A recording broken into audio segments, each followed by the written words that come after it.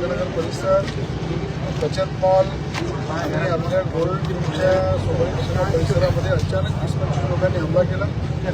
अचानक या ठिकाणी गाड्याची तोडफोड केली. वाढदिवसाला लहान मुलांसोबत त्या वाढदिवसावर दगड तोडफेक केली. बचत मॉल फोडला. मोठ्या प्रमाणात नवाज चौकामध्ये सुद्धा दुकानं बंद केली, मनावर दगडफेक केली. असं अचानक हमला करणारे या सगळ्यांना ताब्यात घेण्यासाठी पोलीस आयुक्तांना सुद्धा निर्देश दिले. या ठिकाणी पोलीस स्टेशनचे पी.आय. त्यांनाही सांगितलं, VCPशी बोललो, या सगळ्या लोकांना ताबडतोब ताब्यात घेतलं पाहिजे.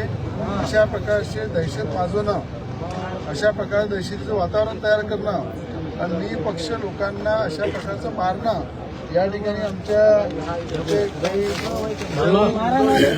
माझी पण गाडी फोडली तिकडे. लोक या ठिकाणी माझी गाडी फोडली तिथे. गाडी फोडली यांची. त्या सगळ्या गाड्या समोर गाडी फोडलेली आहे माझी.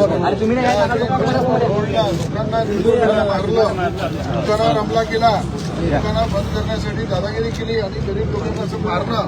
या माजलेल्या सगळ्या जे दंगाखोर लोक आहे यांना खऱ्या अर्थानं ताब्यात घेऊन पोलिसांनी नंगल करून रस्ता मारला पाहिजे.